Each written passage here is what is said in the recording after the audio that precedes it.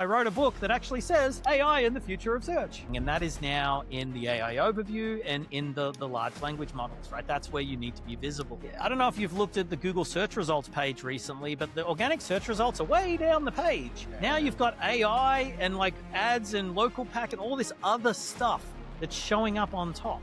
And so you need to be in there. And so I just think that is too big of a risk for you to take right now. I think that you need to be investing in AI visibility. And what that means is investing in your brand and being able to, like, in your authority, in your voice, right? Because that's really going to be the differentiator that AI is going to tap into. What I would say is like future-proofing your business is that, you know, the things that Google are looking for because they said it, right? You can't solve one problem one at a time. But if you can solve one problem that has 100 million people impact, they're the things that is really going to... Hey, hi everyone. Welcome to your show, E-Coffee with Experts. This is your host, Ranmay here.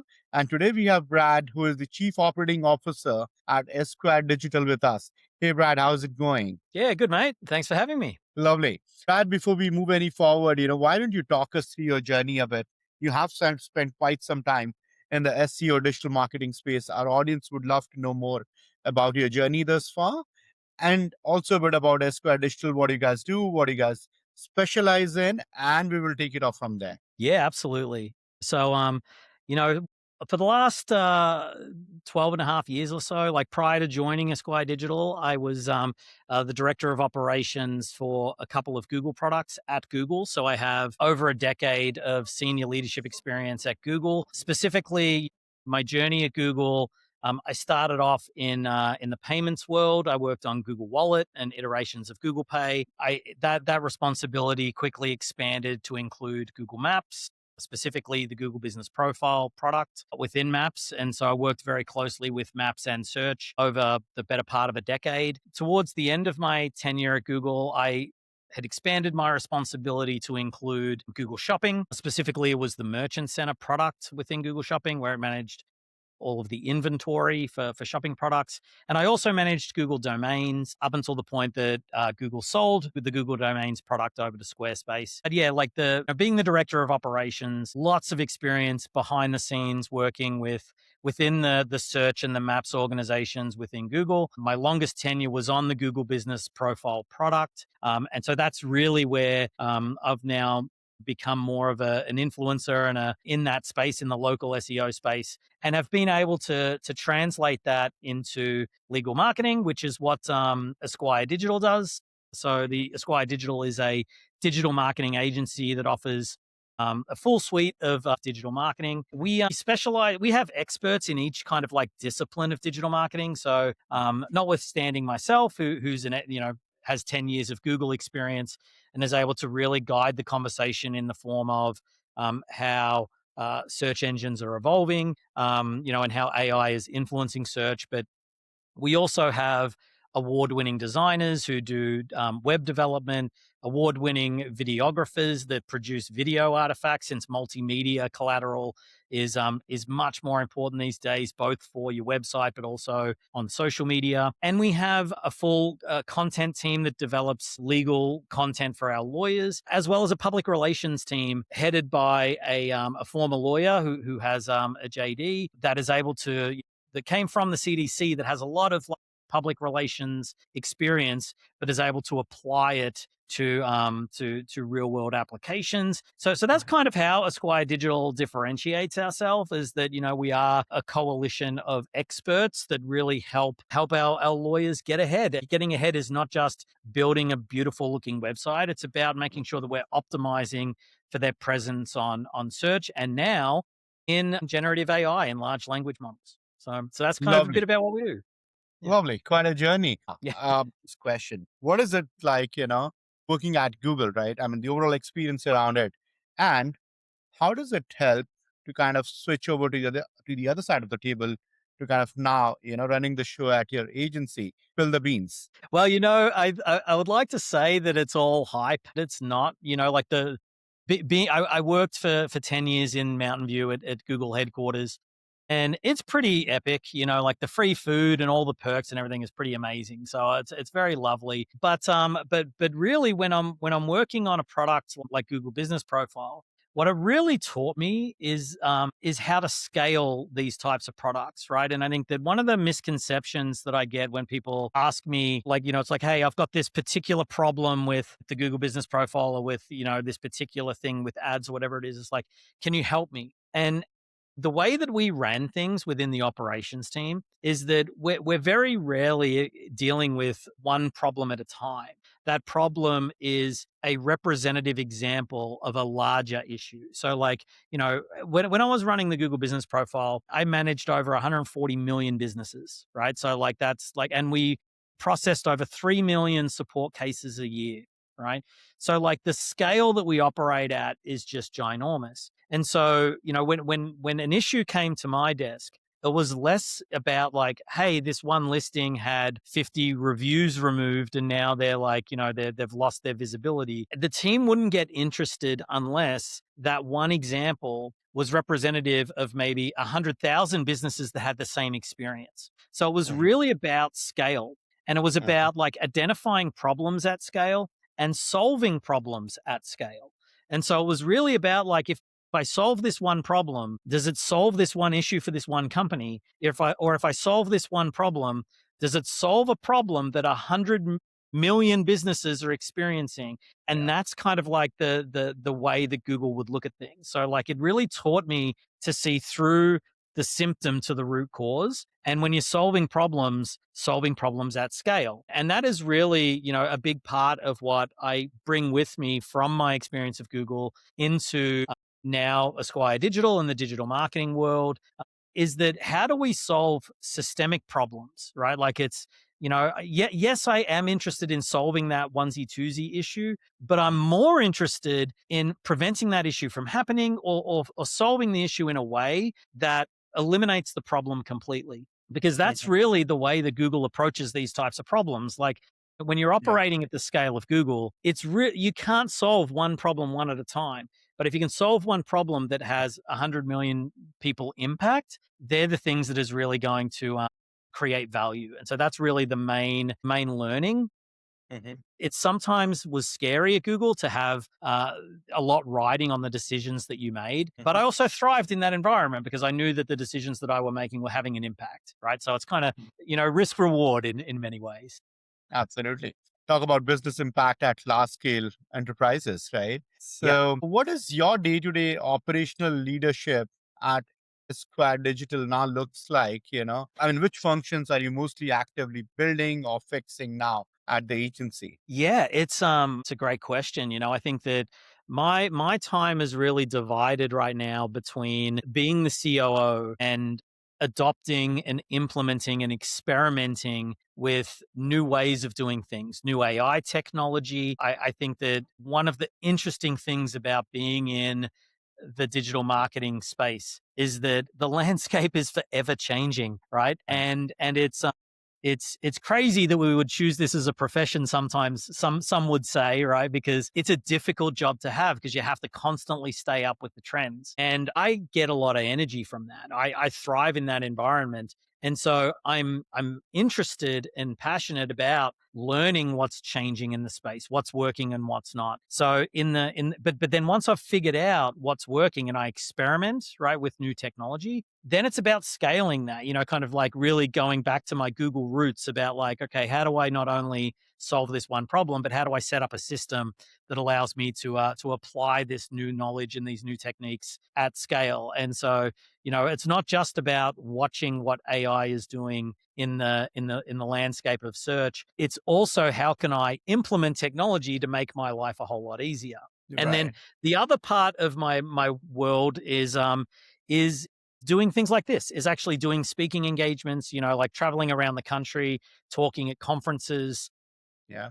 about my experiences at Google, but also to kind of like share what I've been learning as best practice for search optimization, AI optimization. I'm a little bit hesitant to use the AEO, EOO, Yeah. all Whatever those that is. like, EIEIO, whatever you want to call it, right? It's Yeah. like it's basically optimizing search in the context of AI, right? Like and Mhm. really the way that I think about it is that I just want to get you visibility to make your phone ring. That's really what matters to me. And so if we 100%. if we can make your phone ring, then we're doing a good job, right? And so it's learning, but it's also then sharing the knowledge and being visible. And in a way, what we're doing with Esquire Digital is Mm. what we refer to as entity optimization, right? And so, Yeah. like, Yes. we're really trying to build expertise in each of these different disciplines of digital marketing, so that we become known for that particular skill.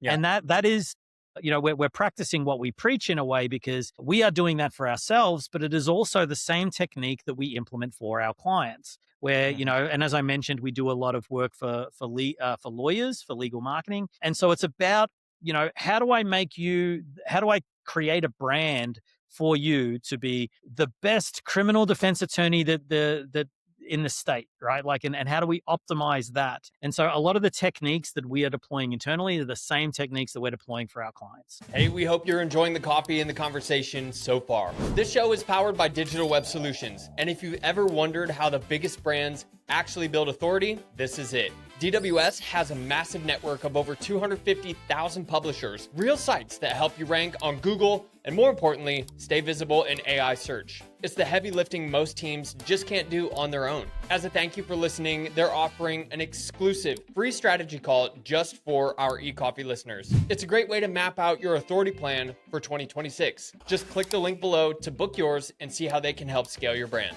All right, now let's get back to the show.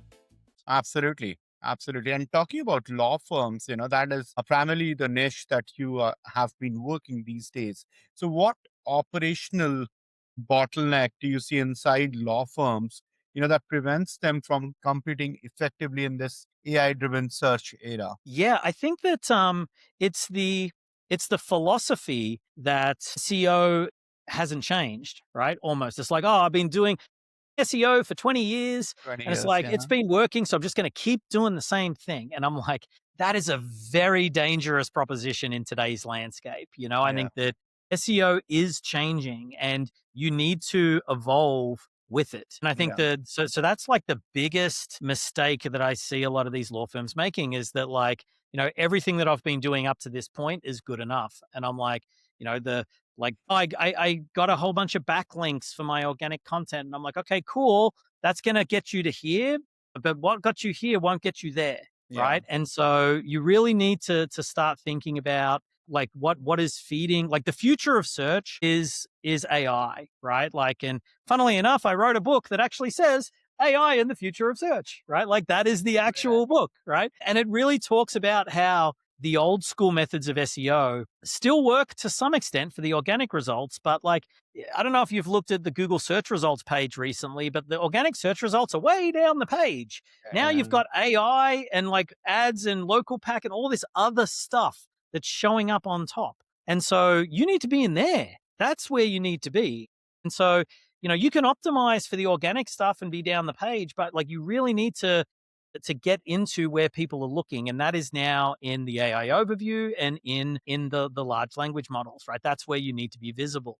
And so, like, if you are aware that that is an investment that you need to make, and you're already having conversations with your marketing agency that you might be using about how to optimize your presence in generative AI and large language models, then good.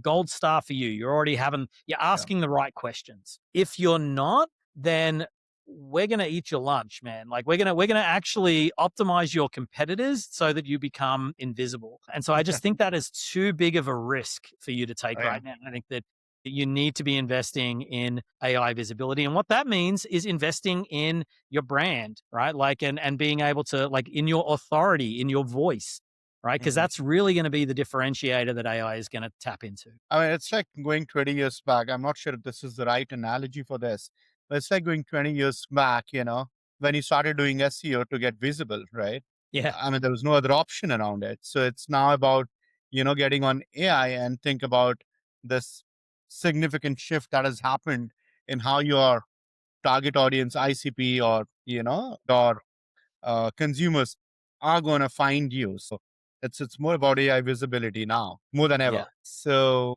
yeah, I mean, you did mention a very interesting point about getting the phones ringing, which and I mean a lot of SEOs do not really talk about that much these days and talk about, rankings, traffic, and all of that. So how do you structure accountability inside in your digital agency to tie SEO work directly to signed cases? Is that Yeah. a way how you, kind of held this part of it accountable for your team members? Yeah. No, it's a great question, and I think that I mean a lot of this has to do with the metrics that we track, right? Like to drive that accountability, and like I mean the way that we would track a lot of this stuff at Google too is having leading and lagging measurements.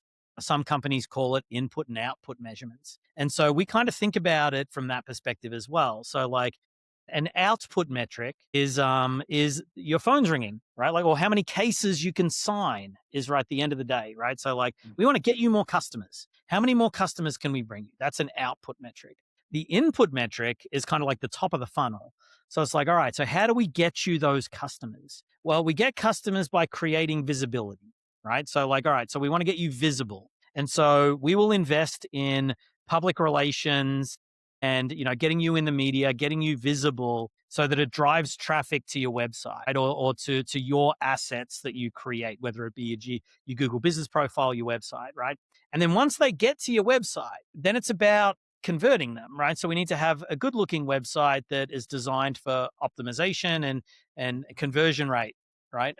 And then once they contact you, then we have to close them, right? And then they become customers. So within our digital agency, we have teams focused on each step of that journey. We have teams focused on increasing your visibility through public relations, increasing your findability through search engine optimization and AI optimization, so we can invest in getting you into large language models. We have teams building websites that have beautiful multimedia assets like video content. We have written content that is also feeding into the SEO world, so that you're writing content that people are searching for and that will draw people to your website. We have the beautiful website designs that are actually designed for contact rate, conversion rate, and then we put a bow on it and we send you information on how many contacts we're able to generate for you, and do all the ongoing reporting and fine tuning. So like that's kind of the journey from the input metric to the output metric. And that helps running the organization, the marketing organization, hold each team accountable for their piece of the process, right? So like how many media mentions did we create? That's the visibility layer.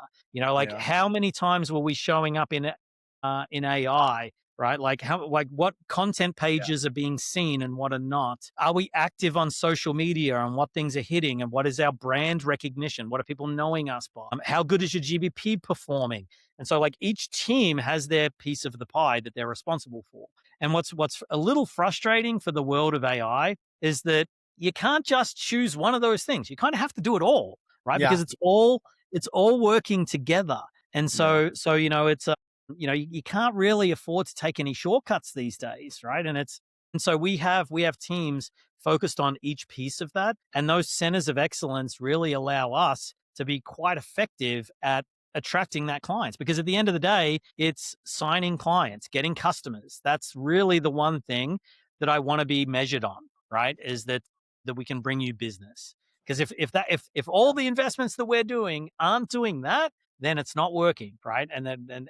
But fortunately for us, we're good at what we do. And like usually when people hire us, they see that their client base starts increasing, and so far it's been working. But as I mentioned, SEO and search marketing is a moving target, right? And so just because it's working today doesn't mean it's going to work 6 months from now. And so we constantly have to experiment and learn and make sure that we stay ahead of future trends. That's really the key. Talking about that, for businesses trying to future proof their visibility online, what strategic investments matter the most today to kind of stay ahead of the curve? Yeah, well, I mean, you've probably all heard the EEAT acronym that Google is Yeah. using, right? Like the expertise, experience, authority, and trustworthiness, right? That's the acronym.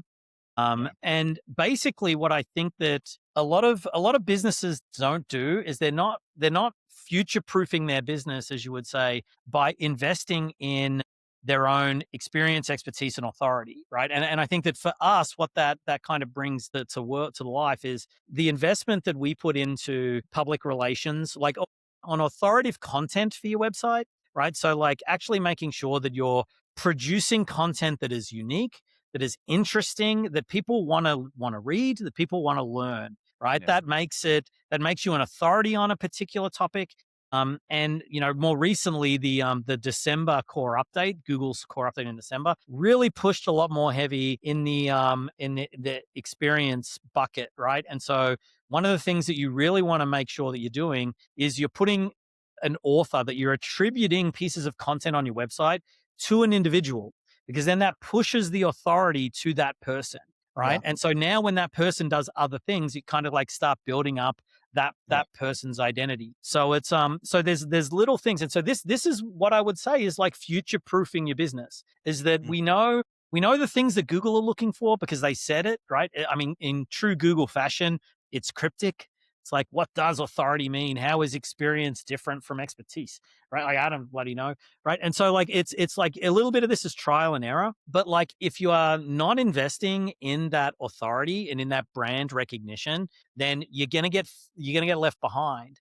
I think that a good way to think about this, and a lot of this comes down back to my experience with the Google business profile, is that when I try to optimize a profile, and if I'm trying to kind of like, configure the name of the business, which is a key attribute in optimizing the name of the profile, I try and advise my clients to go with the who, what, and where strategy, right? So that would be, who is the name of the business, Esquire Digital. The what is the type of business, like digital marketing, and the where is where the location of that particular business resides. So that could be Esquire digital marketing in New Jersey, right? Like, or in, or wherever you happen to live. I live in Orange County, California, right? So I was like, so when you do that, what you're actually doing is you're training AI to associate these nodes together. So like, if you think about the way that the search marketing used to work, it was about like building backlinks, right? And you could, the more links that you could build is the more votes that you are accumulating for your particular website. And the more votes you get, the more Google is going to recommend it, right? Well, media mentions and like now that the Google has shifted to this concept of this neural network, right? So like it doesn't use backlinks anymore. Now it's like, all right, so I know what Esquire Digital is, that company. I know what digital marketing is as an industry. I know what Orange County, California is as a location. What we're trying to do with AI is bring those nodes closer together. And so the more that we kind of like use that type of strategy, and we're like, all right, Esquire digital marketing, Orange County, then as soon as someone takes Esquire Digital out of the mix and they do a search for digital marketing, Orange County, the AI is like, oh, Esquire Digital, they're one of those companies that do that, right? And they piece the dots together. It's understanding how the neural network of AI works and optimizing those nodes and bringing the association of those nodes closer together is really the way that you build that into, like, that's the future proofing of your business, is kind of like making sure that it's not just about building a great website. In many cases, that's table stakes today. Everyone's got great websites. What's going to be a differentiator, and investing in your brand and your authority is going to really be the one thing that's going to pay dividends as we get more and more down this AI. Absolutely, Brad. Very nicely laid out that question. I mean, that answer. Brad, you have been in the space for quite some time. Have kind of seen it, from both sides of the table, like I said.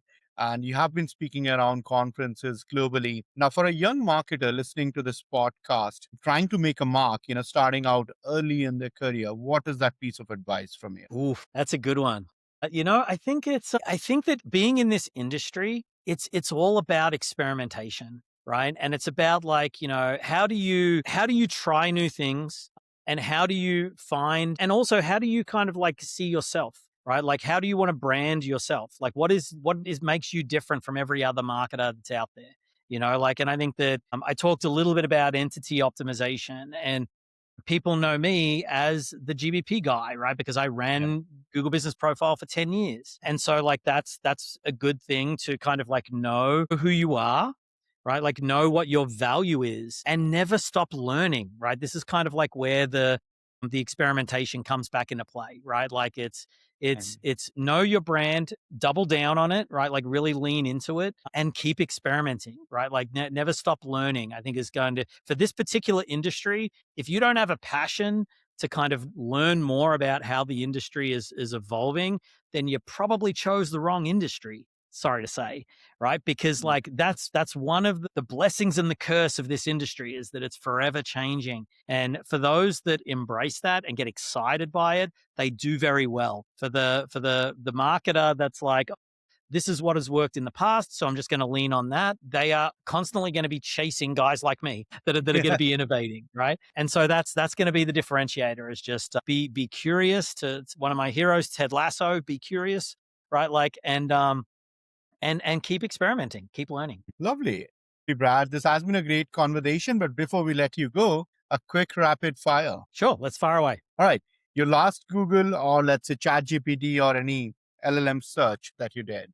Geez, what was that? It was about, so I'm actually using AI to build a product, like an internal system. And so it was really about like time tracking and timekeeping was really the theme there.